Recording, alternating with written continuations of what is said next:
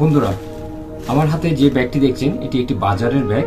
তো আমি আজকে আসরের পরে বাজারে গিয়েছিলাম কিছু বাজার করতে। তো আমি আজকে বাজারে যাওয়ার সময় 500 টাকার নোট নিয়ে গেছি বাজার করার জন্য। চিন্তা করলাম কিছু কাঁচা বাজার টাজার হয়তো আনবো, আর কিছু এমনি টুকিটাকি চা নাস্তার জন্য জিনিস আনবো। তো আমি 500 টাকার বাজারের মধ্যে যে 500 টাকা নিয়ে গেছি বাজারে, সেই 500 টাকা দিয়ে কি কি পেলাম আমি অবশ্যই আপনাদেরকে দেখাবো।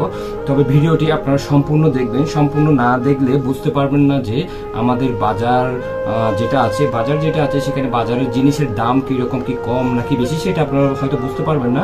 বেশ করে আমার মতো সাধারণত যারা বাজার করে থাকেন বিভিন্ন বাজার থেকে, তারা হয়তো জানেন বাজারের কি অবস্থা। তো আমি আজকে যেহেতু বাজারে গিয়েছি কয়েকদিন পর, সেহেতু আমার ঘরের অন্যরা হয়তো বাজার করেছে, আমি কয়েকদিন পর গিয়েছি। এমনি দাম বেড়েছে শুনেছি, কিন্তু কিরকম দাম বেড়েছে এবং কতটুকু দাম বেড়েছে সেটি আপনারা অনেকেই হয়তো জানেন, অনেকে হয়তো জানেন না। তো আমি আজকে 500 টাকা নিয়ে গেছিলাম বাজার করার জন্য। এই 500 টাকা কি কি পাইছি আমি নিশ্চয়ই আপনাদেরকে দেখাবো। তো চলুন আমরা দেখি।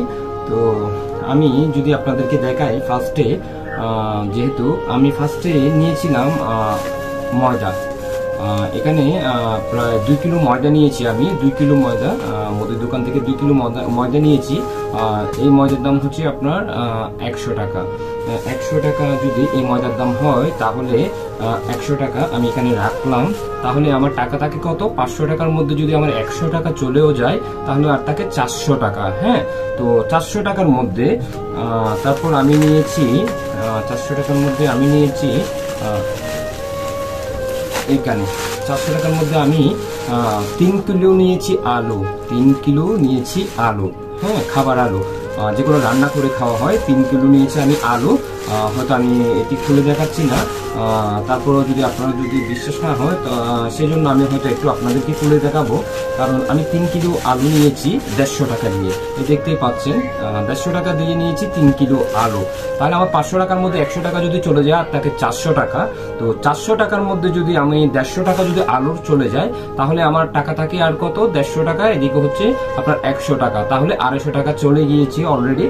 বেশ করে আমার আর থাকবে 250 টাকা। তাহলে এই 250 টাকা দিয়ে আমি কি বাজার করেছি আমি সেটি আপনাদেরকে দেখাবো। এখানে আমি রসুন নিয়েছি আধা কিলো। এখানে আমি রসুন নিয়েছি আধা কিলো, আপনারা নিশ্চয়ই দেখতে পাচ্ছেন। এখানে আমি রসুন নিয়েছি আধা কিলো 100 টাকা। রসুনের কিলো হচ্ছে 200 টাকা। তো আমি রসুন নিয়েছি আধা কিলো 100 টাকা।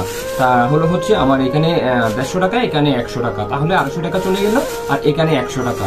তাহলে আমার হলো 350 টাকা। তাহলে 350 টাকার মধ্যে 350 টাকার মধ্যে তাহলে 500 টাকার মধ্যে আর থাকে কত টাকা? 500 টাকার মধ্যে আর থাকে 150 টাকা। হ্যাঁ, তো 150 টাকার মধ্যে আমি চা পাতি নিয়েছি। এখানে চা পাতি নিয়েছি 70 টাকা। 70 টাকা। তাহলে 70 টাকা এখানে চা পাতি নিয়েছি। তাহলে 350 টাকার মধ্যে যদি আর 150 টাকা থাকে, 70 টাকা যদি চা পাতি নিয়ে থাকি, তাহলে আর তাকে আপনার 80 টাকা। হ্যাঁ, 80 টাকা নিশ্চয়ই, যদি ভুল না করি 80। হ্যাঁ, 150 টাকার মধ্যে 70 টাকা চা পাতি নিয়ে নিয়েছি। হ্যাঁ, আর 80 টাকা থাকে। তাহলে 80 টাকা যদি থাকে, আমি এখানে একটা দুধ নিয়েছি। এটা হচ্ছে আমা দুধ, আপনারা হয়তো জানেন এটা পাউডার দুধ, আমা দুধ। পাউডার দুধ নিয়েছি আমি এখানে। এই পাউডার দুধের দামটা হচ্ছে প্রায় 190 টাকা। এটার দাম হচ্ছে 190 টাকা। হ্যাঁ, 190 টাকা যদি এই পাউডার দুধের দাম হয়, তাহলে আমি বাজারে নিয়ে গেছি 500 টাকা। 500 টাকার মধ্যে আমার অলরেডি খরচ হয়ে গিয়েছে। বাকি আছে শুধু 80 টাকা। হ্যাঁ, 80 টাকা, 430 টাকা অলরেডি চলে গিয়েছে। আর 80 টাকা, সরি 430 টাকা, হ্যাঁ চলে গিয়েছে। আর অলরেডি আছে 80 টাকা। তাহলে এই দুধটার দাম হচ্ছে আপনার 190 টাকা। তাহলে আমি যদি 500 টাকার থেকে যদি আর 80 টাকা যদি এখানে মাইনাস দিই, তাহলে আমার থাকে আর কত? 110 টাকা। হ্যাঁ, তো 110 টাকা।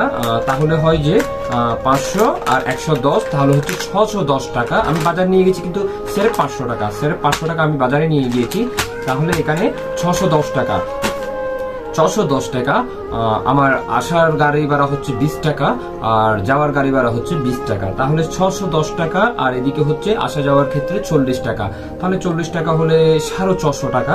তাহলে আমি বাজারে নিয়ে গেছি 500 টাকা আর আমি বাজার করে নিয়ে আসলাম 450 টাকা। তাহলে চিন্তা করেন আমার 150 টাকা এক্সপায়ার গিয়েছে। হ্যাঁ, তাহলে 150 টাকা এক্সপায়ার গিয়েছে, সেগুলো কিন্তু আমার আলাদা গিয়েছে। তো আমি মনে করেছিলাম বাজারে যাওয়ার আগে যে আমি কিছু তরকারি হয়তো আনতে পারবো, বেশ করে শাক, ভেন্ডি এগুলো কিছু আনতে পারবো, হয়তো আধা কিলো হলেও আনতে পারবো। কিন্তু আমি মাত্র 1 পদ, 2 পদ, 3 পদ, 4 পদ, 5 পদ, এই 5 পদ বাজার আনতে যদি আমার 450 টাকা চলে যায়, আপনি যদি হিসাব করেন একটা 1000 টাকার নোট নিয়ে গেলে যদি 450 টাকা চলে যায়, আর তাকে আপনার কত থাকে, আর তাকে আপনার 350 টাকা। হ্যাঁ, তো 350 টাকা যদি থাকে 1000 টাকার মধ্যে, এবার আপনি চিন্তা করেন আমার এই সামান্য অল্প টুকুর মধ্যে এখানে পেঁয়াজ আছে, আদা আছে, হ্যাঁ, আরো টুকিটাকি অনেক মরিচ, হলুদ, গুঁড়ি মরিচ, অনেক কিছু থেকে থাকে।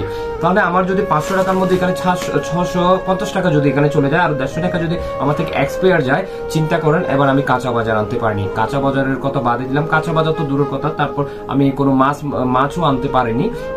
মাছ তো দূরের কথা, এক বোদা শাকও আনতে পারিনি, যেহেতু আমার হাতে ছিল, আমার পকেটে ছিল, আমি 500 টাকা এক্সপায়ার নিয়ে যাওয়ার পরে আমার পকেটে ছিল মাত্র 200 টাকা মতো। সেই 200 টাকা থেকে আমি 150 টাকা অলরেডি এখানে চলে গিয়েছি, যেহেতু এগুলো বাজার থেকে এনেছি সেখানে বাকি হবে না, যার কারণে আমি গিয়েছি বাজারে কাঁচা বাজার আনার জন্য, কিন্তু আমি কাঁচা বাজার আনতে পারিনি। আমার অলরেডি 500 টাকা আমি নিয়ে গেছি বাজারের জন্য, আর 200 টাকা ছিল আমার এক্সপায়ার, তাহলে 700 টাকা।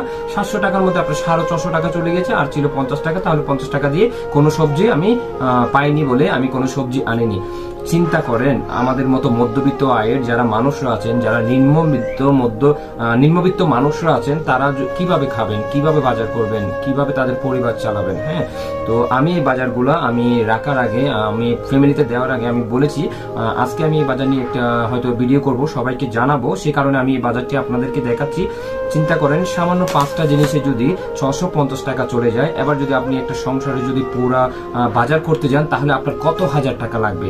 এই বর্তমান সিচুয়েশনে, এই বর্তমান বাজারে যদি আমরা যদি পরিপূর্ণভাবে যদি অল্প অল্প করে বাজার করতে যাই, আমাদেরকে তাহলে নিতে হবে 3 থেকে 4 হাজার টাকা।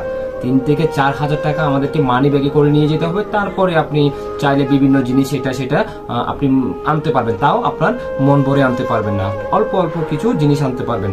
আমাদের বাজারে যে এত দাম, এই গরমের মধ্যে গরম যেমন বেশি পড়তেছে, বাজারেরও গরম বেশি বেড়ে গিয়েছে, বাজারের দামও বেড়ে গিয়েছে। তো আমাদের মতন মধ্যবিত্ত আয়ের যারা আছেন তারা তো প্রচুর কষ্ট হবে এরকম সংসার চালানো, বা সংসারের মধ্যে যারা মানুষ থাকেন তাদেরকে খাওয়ানো।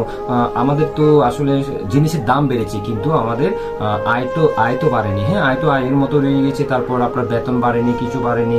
হ্যাঁ, আর দিন দিন সবকিছু বেড়েই যাচ্ছে। হ্যাঁ, দিন দিন সবকিছু বেড়েই চলেছে। এত যদি বাহারে, বেশ করে আমি চাউলের বাজারে গিয়েছিলাম, যে চাউল আমি হয়তো আগে 60 টাকা বা 65 টাকা যেটা নিতাম, 70 টাকা বা 60 টাকা যেটা চাউল, এটা 65 টাকা, 65 টাকাটা 70 টাকা। অলরেডি 2-4 দিনের মধ্যে চাউলও বেড়ে গিয়েছে। তো জাস্ট আমি চাউল আনিনি, সেই কারণে আমি বাজার করতে গিয়ে যদি আমার এই অবস্থা হয়, আমার মতো একজন মধ্যবিত্ত, তাহলে আমাদের নিচে আরো নিম্ন আয়ের যারা মানুষ আছেন, যারা ডেইলি কাজ করেন বা যারা ডেইলি রোজগার করেন, তাদের অবস্থা কি হবে। আমাদের বাংলাদেশের বর্তমান পরিস্থিতি হচ্ছে এমনই। আমি বলতে চাই অলরেডি বাংলাদেশের মধ্যে যা চলছে মনে হয় দুর্ভিক্ষের মতোই চলছে, কারণ এরকম করে যদি বেশি দামে যদি কিনে খেতে হয়, আমি তো মনে করি দুর্ভিক্ষ। হ্যাঁ, আমাদের আয় তো বাড়েনি, হ্যাঁ, কিন্তু খাবারের দাম কিন্তু প্রচুর পরিমাণে দিনের দিন বেড়ে যাচ্ছে। আর ডিমের কথা তো নাই বললাম, ডিম তো হয়তো খাওয়া যাবে না, কিন্তু ডিম দেখা যাবে। আগে হয়তো আমরা ডিম কিনে নিতাম, কিন্তু ডিম দেখা যাবে, কিন্তু ডিম কখনোই এখন আর খাওয়া যাবে না, কারণ ডিমের দাম যে প্রচুর হারে বেড়ে গিয়েছে। আমাদের মতো মধ্যবিত্ত আয়ের মানুষের ডিম খাওয়া মনে হয় আর হবেই না। তো বন্ধুরা, আমার আজকের 500 টাকার বাজার আমি আপনাদেরকে দেখালাম, কি পেলাম। তো অবশ্যই আমার ভিডিওটি কেমন লেগেছে অবশ্যই আপনারা জানাবেন। আর আপনাদের যদি কোনো মতামত থেকে থাকে অবশ্যই আপনারা কমেন্ট বক্সে লিখতে পারেন, আর অবশ্যই আমাকে জানাতে পারেন। তো সবাই ভালো থাকবেন, সুস্থ থাকবেন। ধন্যবাদ সকলকে। আসসালামু আলাইকুম।